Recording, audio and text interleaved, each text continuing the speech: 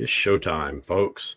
So, AI, artificial intelligence, it is sweeping across the land faster than Cyberdyne can make Skynet happen.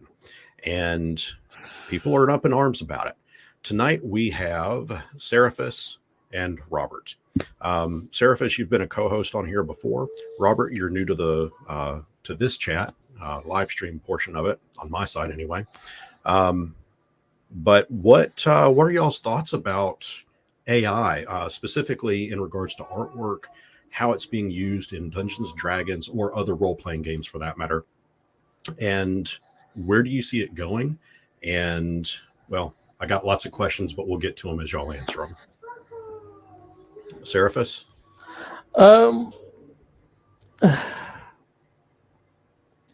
This is why I didn't put down a thing on the poll that you did the other day, because in one regard, like, I like the AI art generators, like the Bing one and Midjourney. the Journey art one, Dolly, because yeah, it allows you to make a bit of artwork just for the purposes of, like, you know, a DM resource, quick for your game kind of thing.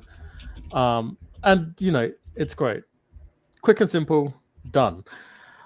But right, for a big ass company, like a certain one that might Wizards of the Coast, yeah, we can say that, yeah, like Wizards of the Coast, they're making a lot of money. You shouldn't billion-dollar company, yeah. You shouldn't be seeing them using AI for their magic cards, for their D&D artwork. Come on. Right. No, I agree. Robert, what do you have to say about it? Personally, I think that as far as the industry goes for small developers, it's a wonderful asset, just because it allows them to, you know, not devote as much money to get reasonable artwork to put together a test piece to try and draw in new customers or to draw people to their product. As far as a larger company goes, I'm not sure what I would label the cutoff as, but I agree with Seraphis that at some point when you've got the means for it, you should definitely utilize professionals. Yes. Yeah. I mean, my channel is not. I'm not shy of using AI. I mean, I have in my Discord, I have my own little private section that I kind of like to goof around in, and when I'm bored, I'll go in and just do, you know, well, now I can't even spell the word imagine, so this is a bad share, but I'll jump in and do, you know, just a TARDIS. Imagine a TARDIS in a field of flowers, and let it go, and I'll just see what it can pop up for me, because I think it's neat that I can create something like that, you know, real quick. And we have Bear. Can't stay long. Understand? Yeah, I know you've got. I appreciate you stopping in. Going live on my channel in about 25 minutes or so, but I just want to jump in. Well, so real quick, let me ask you this: what is your topic for tonight on your channel? My channel? Oh, we're having Mike Lafferty and Jacob Blackmon from Painting Goat Games on to do an Electro Cube Wars demo. It's a Transformers with the serial numbers filed off game, and they're gonna run that session. Oh, I'm gonna miss that. Okay. Well, just wanted to get that out of the way, because I want to give you a plug, because I know that you're kind of hit and run here. But I am legit hit and run tonight, sadly. So what is your view on AI art? I mean, I've never hidden my view on AI art ever. I will never hide my view on AI art, which is it is a fantastic pathfinding tool. From my experience making comics and my experience doing lots of other things, artists don't appear to like doing concept work, which is weird, because I've bought books of concept art, and it seems like in Hollywood everyone loves doing concept art, but in the publishing no one wants to do concept art. They hate it. So I saved myself some money and some time by making AI art to lay out, hey, TN, to do what I want, and then be able to show an artist and go, here, this is what I'm looking for. Draw this in your style now. You know what I mean? And so that's it's cool. You're kind of using it as a tool, almost as if like an artist would take a chunk of clay and create a relief of a miniature, and then take that to the master sculptor, who would then sculpt that and mass produce it. Sure, or a maquette or whatever the case Sure, may be. sure, You know, it's just a sure. sketch, but 3D it's just rendering, that way. whatever. So I get what I want because I'm willing to put the time in to keep drilling down and drilling down and drilling down and rendering until I get an image I'm happy with. And then they get to just make some art, and it's faster for them. So hopefully they're smart enough to then take that, do my work, and take 5 other jobs that same week where they don't have to worry about just spending time going back and forth with me on a concept, right? Right. Tien, you just joined in. I appreciate you stopping in. And I'll ask you the same question I've asked these other folks. What in a nutshell, what is your stance on AI art, its use, and where you think it's going to ultimately go? I think I kind of feel the same way that I caught in while Seraphis was talking there, in that, you know, it could be a good tool. It could be a good, you know, like if you want to just pull up something really quick, like, oh, what does this look like? And you have the AI make it. But it's by no means a replacement for a human doing it, for a real artist doing it, especially if you're going to be publishing. I don't think, you know, like if your job is to produce content and books, not so much. I tried getting into it myself. I tried having an AI make a picture for me, in relation to wanting to make a channel. This was before the first stream with you guys, and it failed fantastically. I was in there and I was like, hey, draw a picture of this. And it popped up and I went, oh, can you take that picture and do this with it? And it popped back up. And 5 iterations later, I was like, this is ridiculous. This is nowhere near what I wanted. Oh. Yeah, no, it took a lot. And you it wasn't, sweet summer child, 5 is nothing. You've got to do like 500 before you get something you want. That's the point of AI art. You just keep drilling down and down and then randomly something happens. You go, oh, I like that. Oh, I'll just preserve that forever and go do something else with my life now. You know, like I'm telling you. So, Robert, I've got a question for you. You have kind of paid attention a little bit more to the legal landscape side of all of this. What can you offer up? Like, what is the current? What do you see as being the biggest current hot topic issue here with AI? With AI, probably the biggest current issue with it is related to forgeries. You, at least a lot of the things that are mentioned through legislation is people being concerned with, you know, false images, scandalous things that are simply not real. Right. Taking a celebrity's face and putting it on a naked body or something, or in a compromising position or something like that. That is correct. There are a lot of concerns related to misinformation on both sides of the aisle. And right. And the artwork itself is just getting, it is getting better and better and more realistic. And that is a concern. I do see that as being a very concerning side of it. I know that when this all first came out, there were a lot of there still are a lot of artists, and I'm not an artist, but I know that there are still a lot of artists that are very much against AI. They won't call it art. And maybe it's not to be called art. I think that term is a matter of semantics, but they say that it's taking other famous artists' work and stealing bits of it to create the artwork. Bear, go ahead.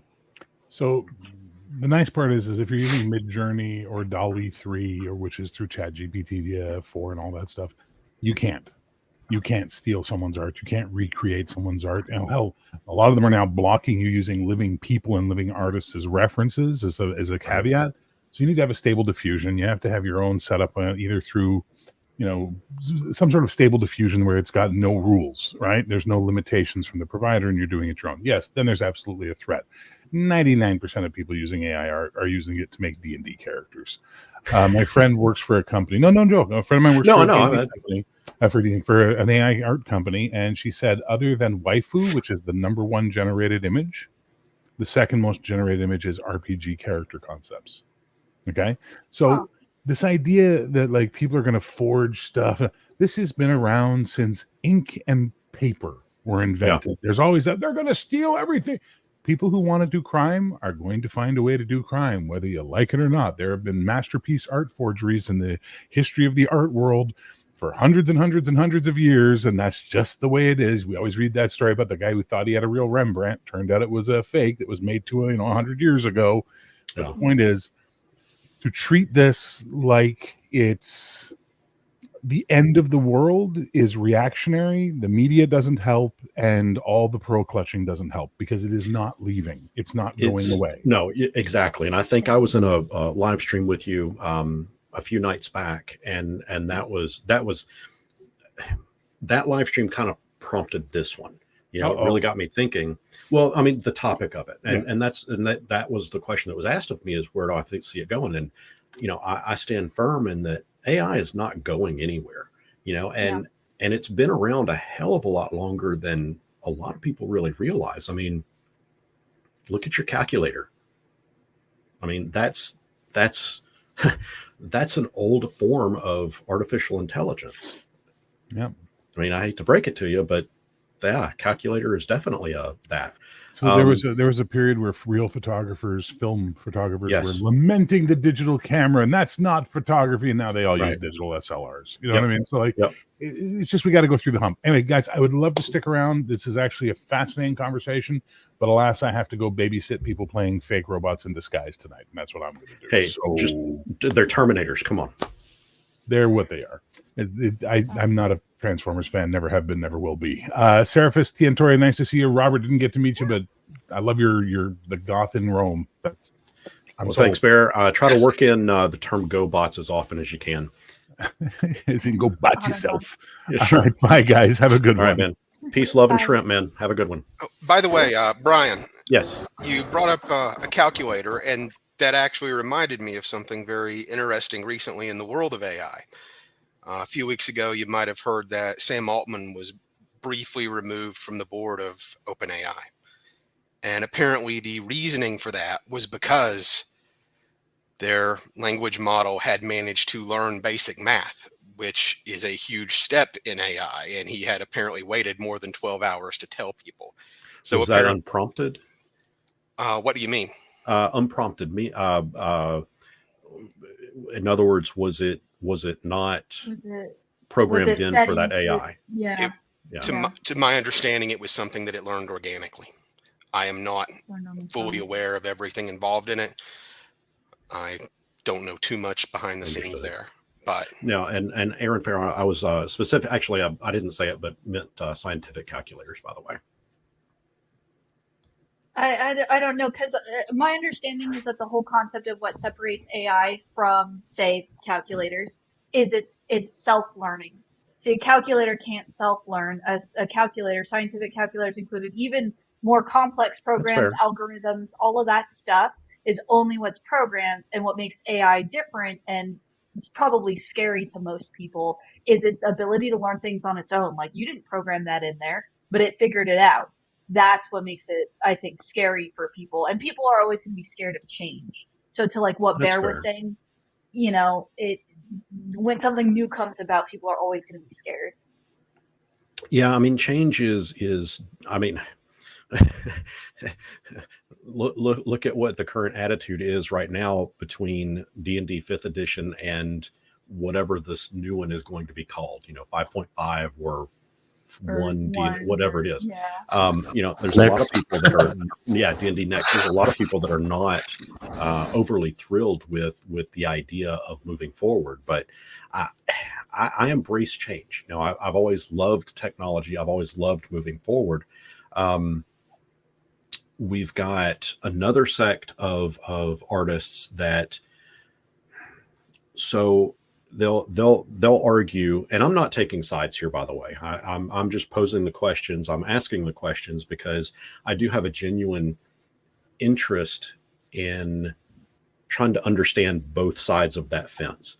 But I know a few artists out there will counter argue that, well, because it's stealing other people's artwork and making a piece of artwork, that those original artists should be paid for that. Counter argument to that is, have you ever pirated a book?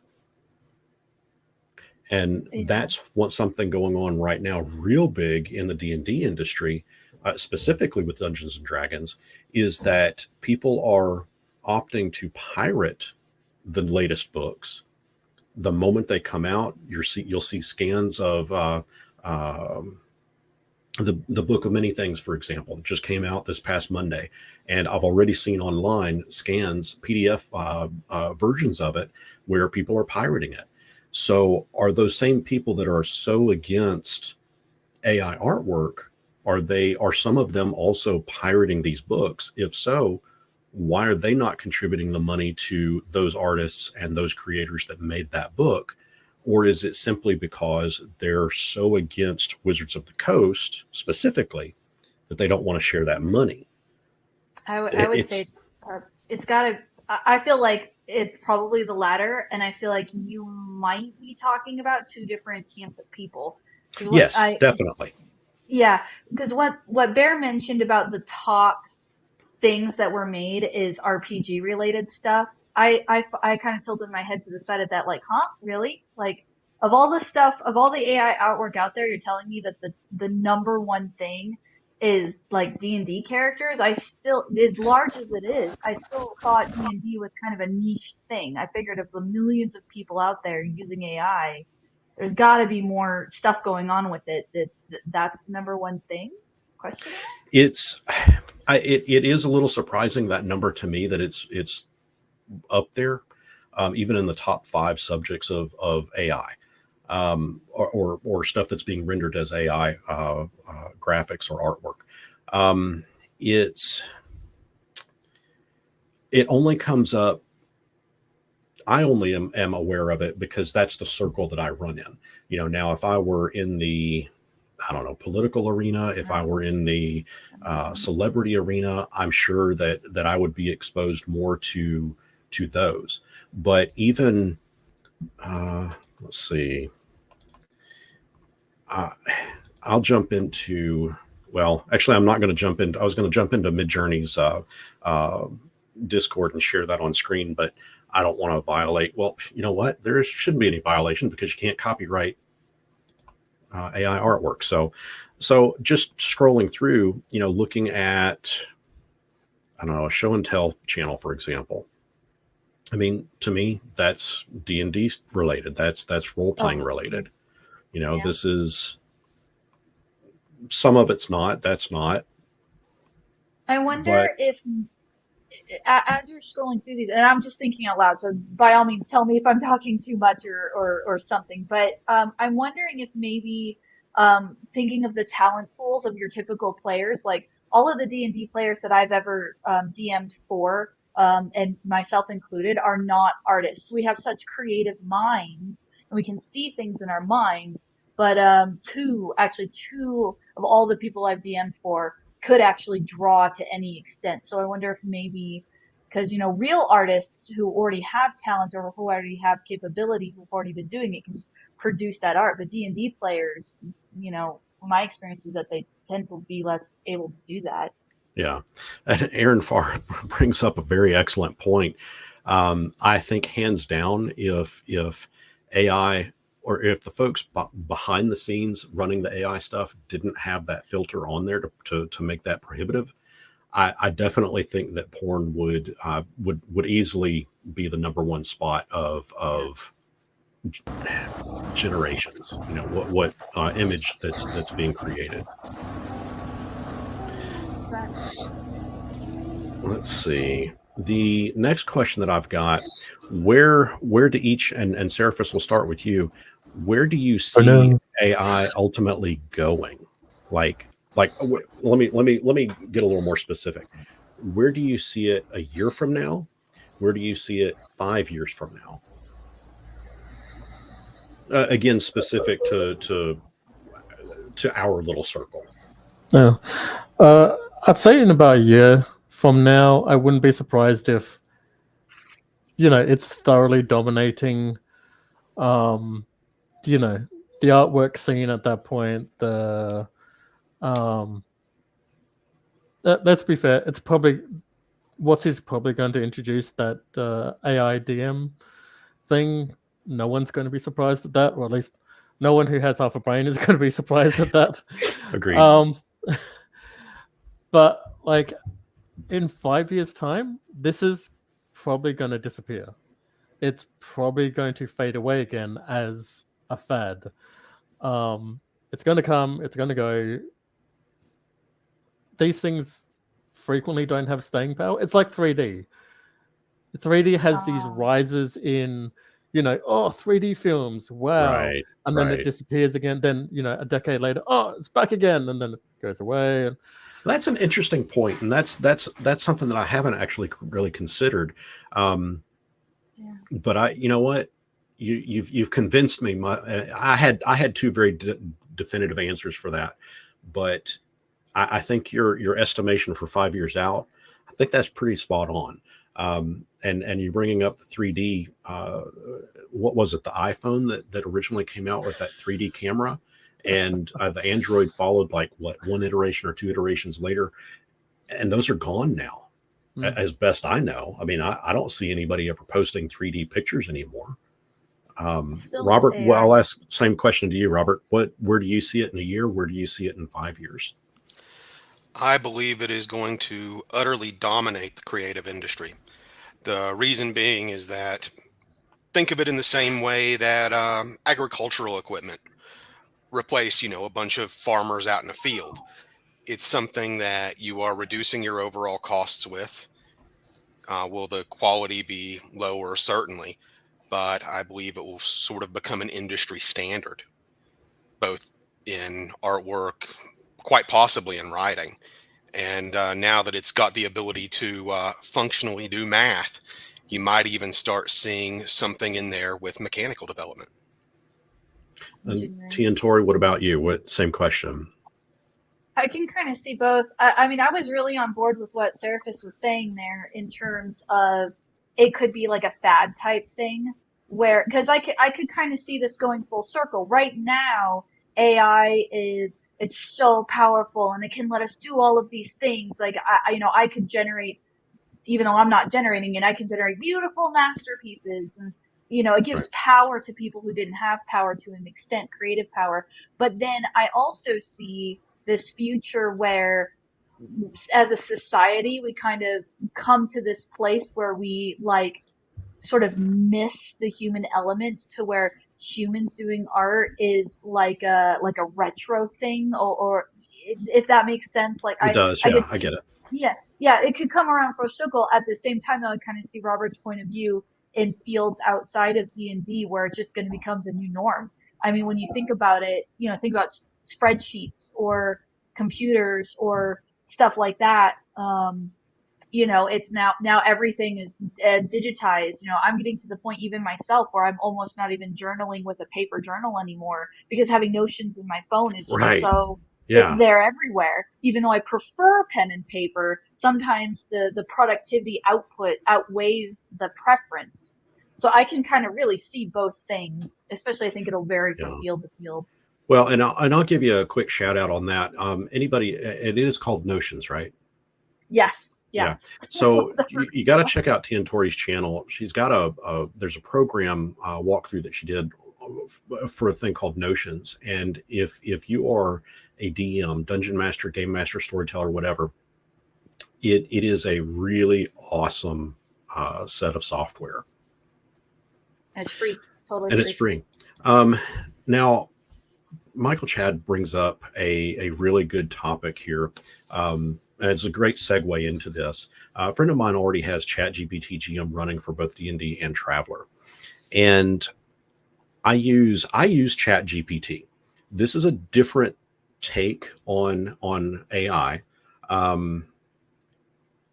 and I don't hear too much. Like we've got a lot of artists that are very much against Midjourney, Dolly, the image generation part of AI, but I don't really hear too many authors getting up in arms about the Chat GPT side. That doesn't mean that they're not. It's just that's not the circle that I really run in, so I'm not exposed to it if they are. But I did I did a good while ago on my YouTube channel a well, it was a feature where I had ChatGPT help me write a D&D campaign, and I did a video of it. I mean, you guys can check it out, but it was I thought it was kind of cool. It was I didn't use it word for word, and I took the meat of what ChatGPT gave, and then I took that and edited it and made it my own. But I saw it as a tool, not as a replacement to a writer. Now, would I? It wouldn't surprise me if I saw somebody like I'm not going to say Stephen King. I don't think he would ever do something like this, but I can see a writer taking Chat GPT and creating a full-fledged book and trying to pass it off as their original, um, and trying to get a book deal out of it. I don't think that that's quite right. And I think that's I'm trying to formulate the exact words here, but I think that's really my biggest takeaway is I see the AI as more tools, but I also fully realize, and this is why I'm on the fence with it, it's hard for me to take it aside either way. While I see it personally as a tool, I can see people using it as a weapon. And when I say weapon, I mean weapon. Although, I mean, there are some AI software out there, and Robert, I'll let you speak on this one. I know that there's AI software out there outside of the realm of D&D and ChatGPT that is being used to predict with pretty scary accuracy what stock markets are going to be doing. Have you heard much about that part of it? I am not terribly familiar with that aspect of it. No. Okay. It does not surprise me though. It's and that's so I'll answer my own question where I see everything in a year versus 5 years. I think that it'll be a two-part answer. In a year, I think the landscape is drastically going to be different than what we see it today. I think that it will be more hardcore mainstream. I think a lot more people will be using it. I think that a lot of artists that are being vocal against it today will be using it as a tool in the future, as a tool, not as a replacement for their talent, but as a tool. But I see in 5 years exactly what Serapha said. I see the art side of it dropping as more of a fad, but I see the programming side becoming ingrained in almost everyday life.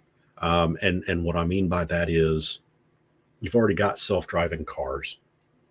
You've got apps that help you do anything and everything under the sun. And I really think that if you tether that into somebody's ability to make money via Wall Street, predict what stocks are going to do with a degree of accuracy, 5 years kind of in that respect looks a little scary. I don't think that we'll ever actually see a Skynet type Terminator situation. That's a little far fetched, but I can easily see a situation in which AI could be used to pull off cyber attacks. I mean, if you want to go down the scary side of things. Yeah, 100%. If not already being. If it's exactly. If it's not already being done. Used in software development pretty extensively, as I understand it. But you talked about it being a tool, and the first thing that comes to mind is, well, a chef's knife is a tool, a chainsaw is a tool. It's so normalized to us that sometimes we forget that, but there's so many things that we have at our disposal that are tools, and when used improperly become dangerous. And, you know, a gun falls under that same argument for a lot of people, depending on what side of the fence you Right. land on. But I've heard that argument used against any kind of weaponry to that extent too. Well, I mean, and I guess for that matter, I mean, a webcam is a tool. You know, my microphone is a tool.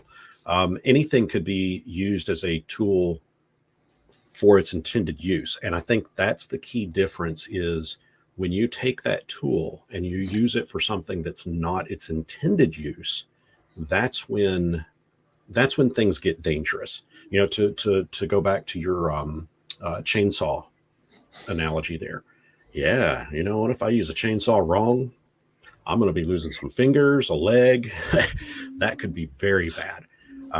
But as long as you use it correctly, and I think that's the biggest challenge is there's no regulation out there right now. Yeah. I mean, My the only boss called it the regulation Wild West. it is the Wild West. It's Yeah. companies are self-regulating. You know, that's why we don't have AI porn, because those companies don't allow that. You know, even Photoshop's generative fill doesn't allow you know, pornography to be, you know, you can't put those keywords in, you know, Yeah. and I think that's fine. I have no issues with that, but you know, somebody somewhere is probably downloading, or I say probably, I mean, hell, it's just a Google search, I'm sure, has already created their own database and are probably using it for those reasons, you know, to do AI porn. I'm sure it's stuff you can already find on the dark web. Sure. Yeah. Sure. I was I thinking mean, dark web. Yeah. there's all kinds of stuff out there, but it doesn't necessarily make it right. But then that opens up the whole different can of worms, is who defines what's right? You know, where is that moralistic line drawn of how one uses Midjourney, for example? You know, if you know, I did earlier, I did an image of the TARDIS, and you know, I mean, I don't know if now that Disney is a part of it, could they come after me for showing this on my, you know, on my stream? Am I going to find myself in legal trouble or in copyright violation? Well, you know what? Is that a TARDIS? I don't see the term. Well, actually, right up there, I see the term TARDIS. But that begs the question. You know, I don't know. I don't know where this is going to go. I think And a lot of us don't, and I think that's why panels like this happen and discussions like this happen, is because a lot of people are asking themselves in different realms, everywhere from D&D to software, you know, art. It's, you know, a lot of people are having this exact discussion around this time. So right. yeah, sobering thoughts.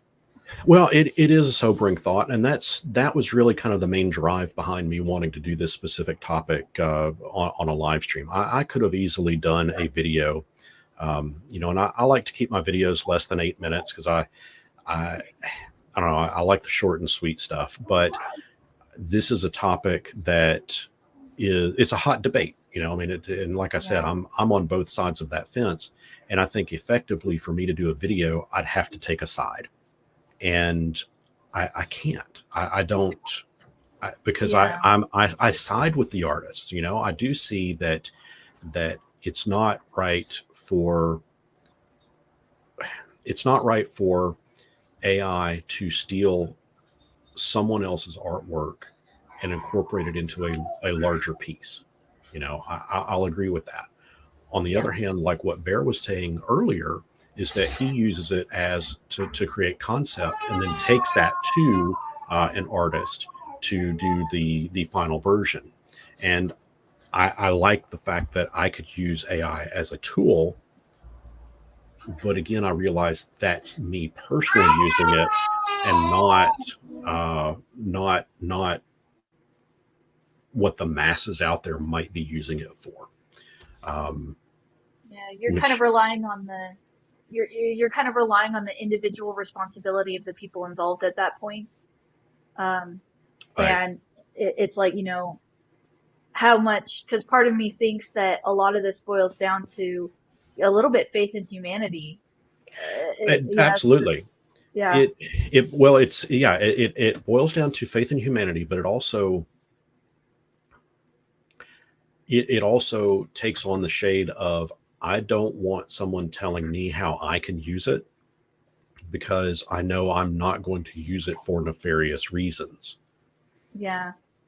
But you also understand that some degree, because I'm a very, this may be a little bit of my country coming out in me, but I'm a very pro individual freedom. I'm a very minimalistic government. I don't, there's a lot of things that they say, oh, you can and can't do this. And I'm like, but who gets to decide that? But then again, I trust myself. But how Right. comfortable would I feel trusting that same level of open? I have to be comfortable trusting that level of openness in another individual.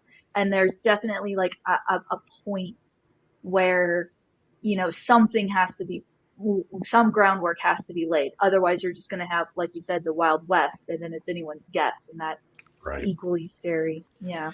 Yeah, I mean, and it's the same thing, for me with alcohol. I live in a dry county, but I drink.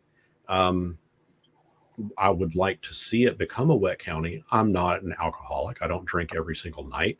But I enjoy the occasional beverage. And Seraphis, you're shaking your head. I can't get my head around the idea of a dry county or things like that. Like, Yeah. As an Australian, I'm It's- literally 2 doors away from a bottle. Yeah. It's within walking distance for me to have access to pretty much every type of alcohol. Yeah. Like it boggles my mind that you guys have Okay, so that's an interesting topic too. We'll kind of go off on a slight tangent here, because where I'm at, like I said, it's a dry county. I don't feel like I should be held to. I don't want to be told, no, you can't go to the liquor store and buy something, because we've decided that you can't do that. But on the other hand, I know too, if I decide right now I'm going to go up to the grocery store, there's a pretty good chance that I'm not going to get hit by a drunk driver. But I don't even think that would happen if I was in a wet county. I really don't. Let me rephrase. I'm going to backtrack a touch. I think that I could just as easily get hit by a drunk driver in a dry county as I could in a wet county. I mean, you're playing odds at that point. But I think my bigger point to make is I don't like that somebody has made that decision for me. Yeah. I want to be able to make that decision for myself. I think I'm mature enough to be able to determine what I can purchase, what I don't need to purchase. Likewise, with this AI, I feel like I'm mature enough to be able to use it how I feel is morally acceptable. But there are others out there that just, they're all or nothing. And that is a concept that I have a hard time wrapping my head around, is that all or nothing concept. Yeah, because the more open something is in terms of from a regulation standpoint, because I'm with you, I don't like someone else telling me what I can and cannot do. I live in a place. Oh, we lost you. There's Hey, guns are pretty prevalent. I live in a place where it's commonplace for people to have weaponry all over, particularly with households with no children in them. But even then, there's hunters out here that are 15 years old. It's not unusual or strange to me. But by living in that place, you're kind of living in the assumption that the guy, driving across from you is responsible with his gun, so to speak. I'll just use guns because there's a lot of hunters around here. It's a hunting place, so it's kind of like when you have openness. Like, I'm all for openness. It just you have to be willing to accept the fact that you're extending that openness to other people. And as we just established, none of us question the fact that there's, porn stuff all over the dark web and AI being used incorrectly all over the place. So it's like, I'm kind of in a place where it's like, I feel like there might need to be like some degree of regulation. Otherwise, nobody's got nothing. But it could get very dangerous if taken too far the other direction. So I'm hoping for like a balance in the middle where we try as much as possible, because I don't feel that it should be completely all the way open, but I don't think it should be regulated to the point where, no one can use it at all. Well, and like we keep alluding to, I mean, it at that point kind of becomes the wild. Well, I mean, we're experiencing it as being in the wild, wild west. So yeah, I mean, I certainly agree. I think that there needs to be some form of regulation, and I think it's going to be interesting to see what YouTube decides is AI. They're supposed to release at some point this year their guidelines on how the extent of what you can integrate into your videos using AI, because there's a lot of videos out there that are 100% AI imagery and AI or text to speech AI type, where it's not actually a human speaking, it's a computer speaking. And I don't think that they really like that as a way to monetize. Likewise, it opens itself up to, by YouTube not putting in these rules and regulations, opens themselves up to, I think, some form of litigation, only by sheer fact that you could put Trump up there saying something. You could put Obama up there saying something now. And we've already kind of seen this with a couple, and they're hilarious, by the way. But it's between Trump, Elon Musk, Joe Biden, and Obama, and a few other celebrities, all AI playing D&D. And I don't know if you guys have watched any of that stuff, but it is so glorious. funny. Yeah, it is hilarious. Apparently I need to check that out. I saw some thumbnail at some point about the gaming one, but I just scrolled past it. Yeah, it's worth watching. Some of them, I mean, it gets old after a while because it kind of becomes the same thing over and over and over, the same gags over and over and over. But it's pretty funny. But the one I watched of those was one done in the Warhammer 40k universe. And yes. I saw that one and thought I didn't need to watch the D&D ones. That one was probably going to be best. Yeah, and that's what's scary about it is the vocal inflections of the AI in that is, I mean, if you were just kind of scrolling past it on your television, you wouldn't know that it was fake, and I think that's what YouTube is specifically finger pointing at, is that they don't want to run a risk of altering an election due to, or have someone post a video that could potentially alter an election because it is a perceived political figure that's not real. Or what was it? We had a month ago, 2 months ago, an AI break, or somebody hacked into one of Russia's TV stations and supposedly had Putin on there speaking about a war starting or troops entering the country. I vaguely recall it, but I mean that, going off on a completely different tangent than AI artwork and D&D. I mean, that's where AI can become very dangerous. And I think that there, like you said, Tori, there really needs to be regulation. I heard it described once that security and freedom are on a teeter-totter opposed to each other. That you can, for all you give up of one, you sacrifice more of the other. So if you want to be more secure, that means giving up more and more freedoms. If you want to be free, then that means giving up more and more security. So, and everybody's going to land differently on what they decide is good for them. One thing that I'm wondering about, I'll just pop that out there for discussion's sake, is the responsibility of the reader.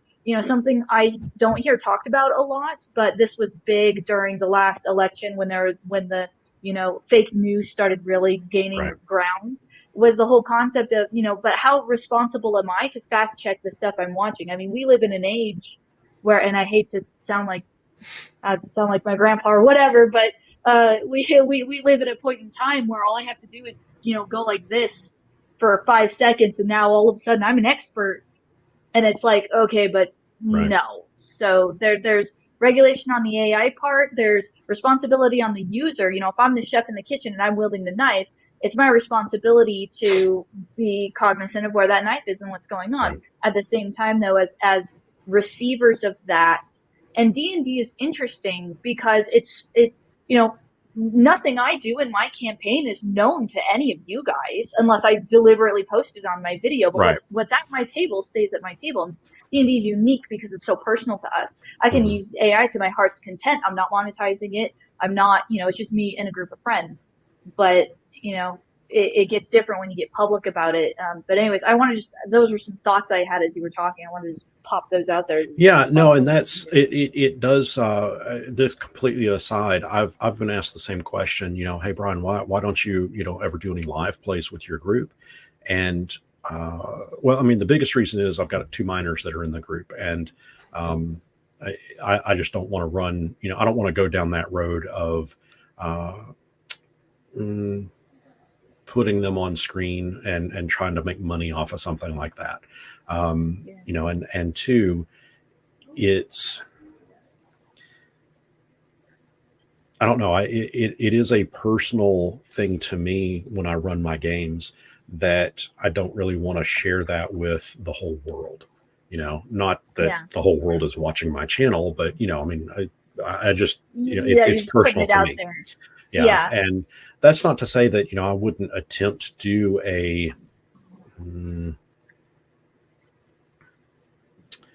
a live stream or a real play that doesn't involve my main group. I mean, I'd be open to it, but yeah. Anyway, that I did want to answer that. I mean, somebody can find that little nugget buried in this stream if they are watching it. But by the way, you yeah. Mentioning things where they can have a significant negative impact. Mm-hmm.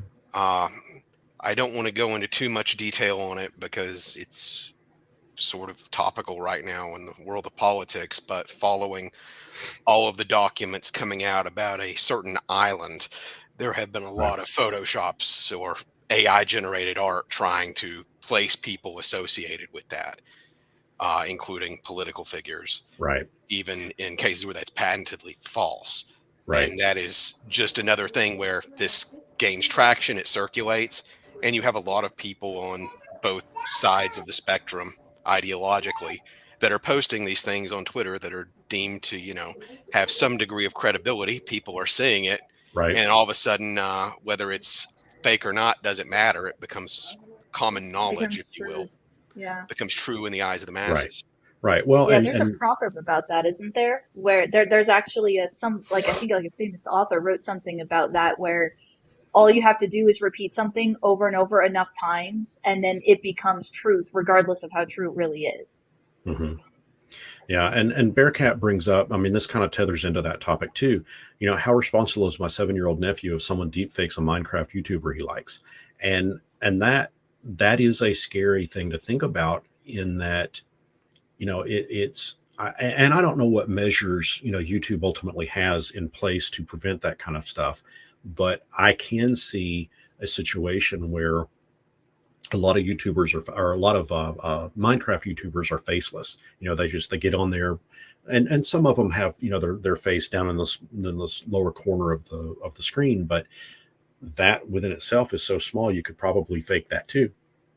But if they get in there and the 7-year-old is watching it because they really like Minecraft, and all of a sudden in the middle of play, this faked channel starts talking about all kinds of unsafe things,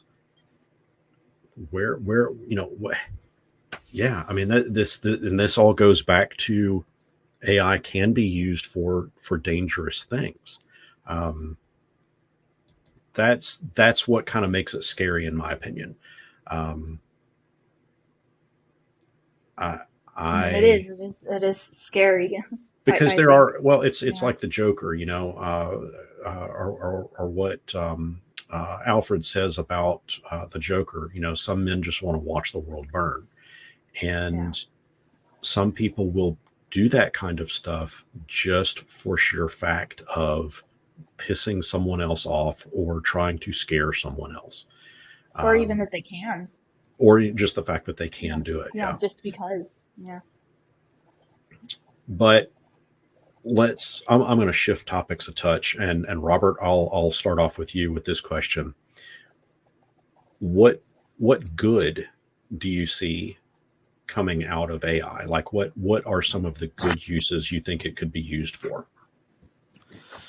Across the spectrum of all topics, again, going back to the fact that it is able to do basic math now.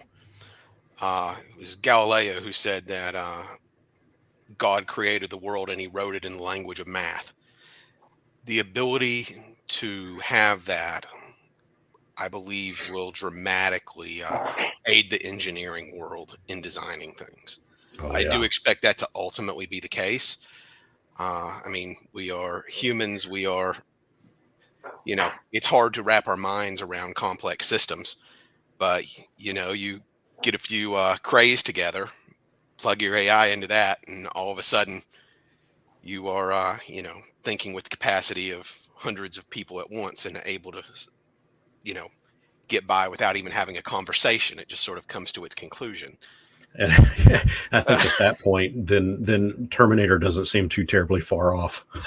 I don't think it is. I think it's possible. And I think that largely just boils down to which ideology wins the war for the mind on AI. I mean, you've got Microsoft, wanting to push it to its limits. You've got OpenAI, which is back to being Sam Altman, who is wanting to, push it, but still be safe. And then you have the more Muskian approach of, oh my God, this is terrifying. Yeah. So it just sort of comes down to which is which. And Seraph, same question to you. What good do you see coming out of using AI?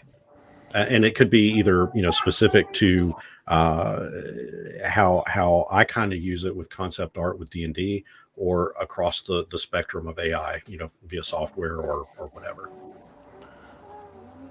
Personally, I'd like to see the end result of AI getting to a point like in Star Trek The Next Generation. I'd like it to be like the LCARS.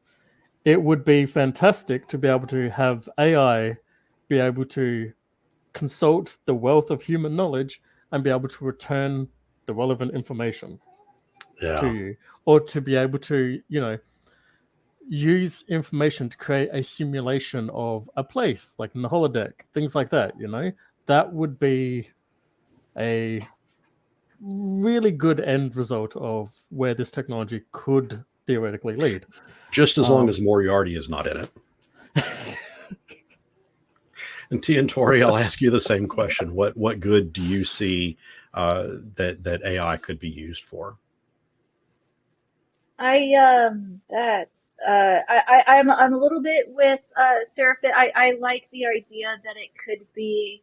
Of course, we already have search engine algorithms, so we already have something that mimics that, but with more active human interaction, because you have to actually search for the thing you want. You have to actually parse through your results, because but there's like so much going through my brain, and I'm like, how do I Oh, I parse know. this I down? get it. One thing that, I'd like to see something good. Now, just hear me out on this. But if I had to say, like, what's something good that could come out of AI, I would say our learning experience as a culture, as a society, or group of societies, and how we handle it. I want to see something, when I say something good come out of it, I want to see it in such a way where we can have conversations like this and we can come together, because we've got this big scary thing in front of us that we need to deal with. So if there was like a good I would hope to see out of it, it would be a semi-unified handling of it. Yeah. Well, guys, we're encroaching upon about an hour. That's about how long I plan to do this. But I do want to go around the table here. Tori, we'll start with you. Do you have any questions that that we likely can't answer about AI? Oh gosh. Not questions so much as just more talking points. Your timing is perfect. I actually need to head out myself, but I appreciate you guys having Yeah, I me used here. AI to figure that out. No, I always appreciate being on your streams, but this one in particular was really interesting. I'm probably gonna end up going back and watching it just to like Yeah, me too. listen to everything.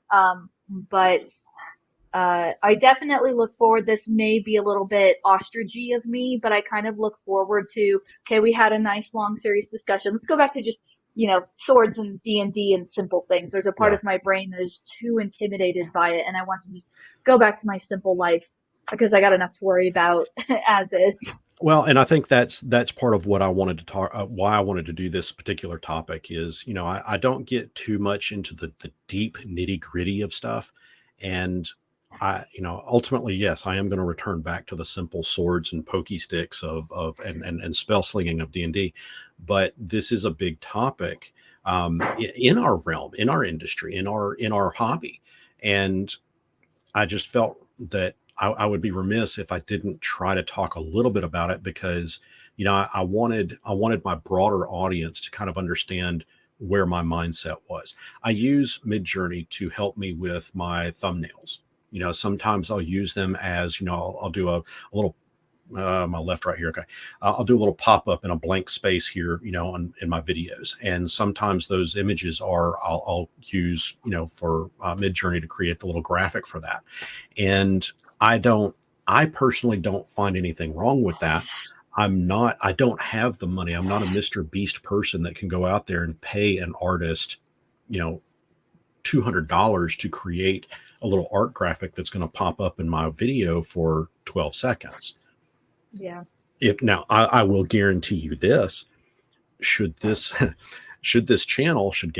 take off to the point where I have Mr. Beast subscriber numbers and I've got that revenue coming in, 100% guarantee you every piece of artwork that pops up and uses in a thumbnail will be done by a human artist, and I will pay them handsomely for that. So subscribe.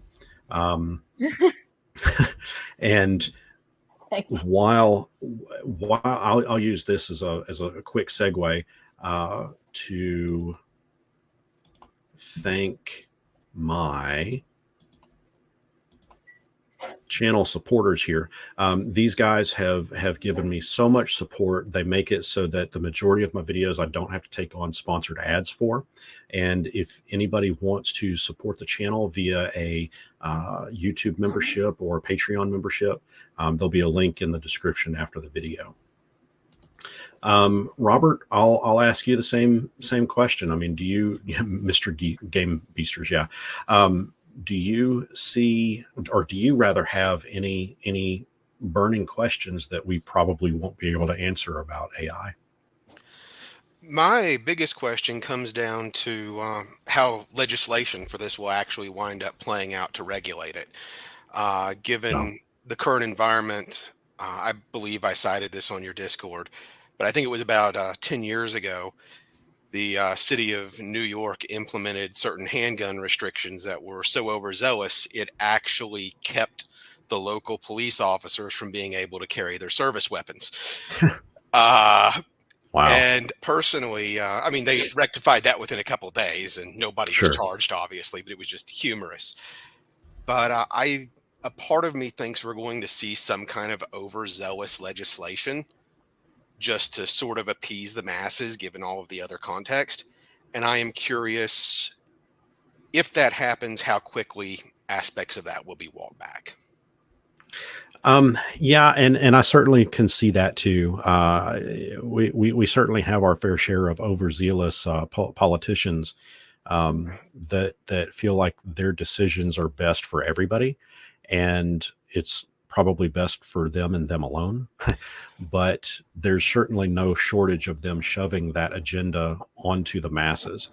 And yeah, I mean, it's just a matter of it's just a question of time as to when that's going to happen and how quickly they'll end up having to walk back some of it, if they walk back any of it. That's a question we certainly can't answer, so I appreciate that. I do think lobbyists will make sure some of it's walked back. Yeah.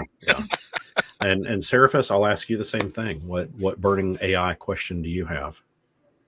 Well, I'm not going to comment on how it's going to affect your country. I mean, my country can't even really get its cyber warfare protection in order. So, I think we're still a few decades out from tackling the AI thing. But I don't know. It's just out there. I mean, that's I mean, it's AI is out there, and I think, as I said at the top of this video, I don't see it going anywhere. I see it just I see it moving ahead, full steam ahead.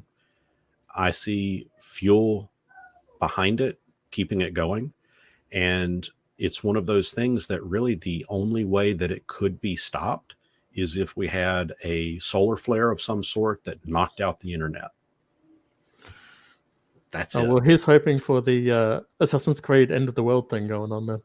Well, but then again, should we have that solar flare happen, AI might just become sentient, and then we might actually have that Terminator scenario on our hands.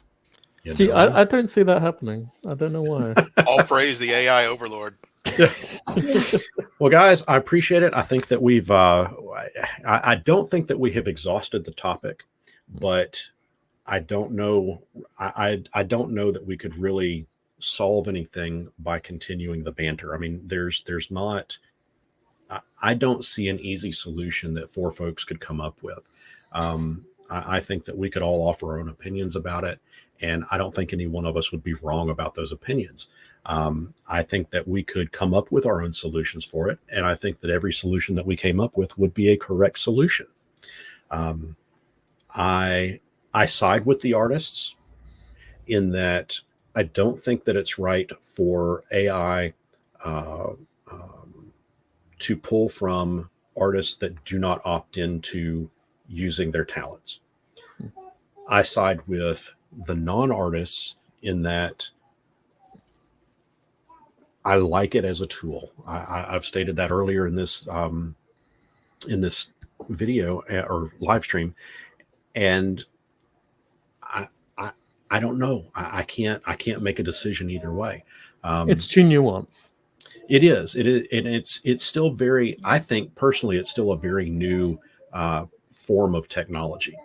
It's hit mainstream, so it's a hot topic, but there's so much about it that we just don't fully understand. I personally would like to delve into and do a bit more research on how AI learns, and exactly because I'll bring this image back up. I refuse to believe that any little part like the little light up, the light right here, or this says bowl box, BOLE box, or this little, although this is on the wrong side of the door, but let's get nitpicky here. I refuse to believe that any little stroke in this piece was stolen from another artist. I don't see how how that could happen. But I very well admit that I could be very wrong about that, because I don't fully understand how it pulls that image together. So that's a failing on my part, because I don't fully understand it. And that's part of why I wanted to do this, because I wanted to get those questions out there, those thoughts out there, and then start my investigative process on what makes it tick. Before we head out, I want to give everybody an opportunity to plug whatever they're going for. Seraphis, I know you've got a channel that you're starting to build up. Yeah, but it's basically just streaming when I do one of these with you, or every so often when I Crush Bear's stream.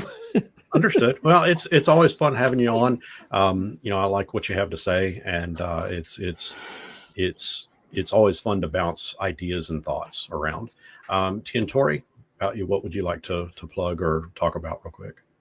I say I stream early in the morning every Saturday. I have my channel. It's Tiantori. I have my own D&D video, next one, that is like 70% done. So cross your Nice. fingers, it'll actually be posted next week. So I appreciate all of the support for all the people from Bears community and your community that came over and subbed for sure. But yeah, feel free to go check it out and just yeah. And Robert, anything you'd like to plug? Yes. I have a podcast. We are just getting started. Yes, I tuned into it today. I actually listened to it at work. It was a little over an hour, hour and 20 minutes long or so. Yeah, we only actually yeah. expected it to be about 30 minutes, and The way it always happens. it is. But I do that along with one of my colleagues named Colton. We have both worked as political, business, all manner of types of consulting for years, and we generally just address topics of, or our goal ultimately is to address topics of politics, business, pop culture, history, and just a variety of things, and providing the general banter associated with two people that have dealt with it professionally, all the while trying to avoid actually taking a side, considering that we work for everybody. I get that. I perfectly understand that. Well, guys, do me a favor. The three of y'all have my Discord. Jump in there, send me a link to your pages, and I will put that in the description of this video. I'd like to push as much traffic as I can your way. And as for everybody else, I certainly appreciate you tuning in and listening to this crazy little talk about AI artwork. And see if I can do my regular sign off here. Until next our paths cross, may none of you come face to face with a Terminator. Have a good evening, everybody. Bye. Take care, everyone.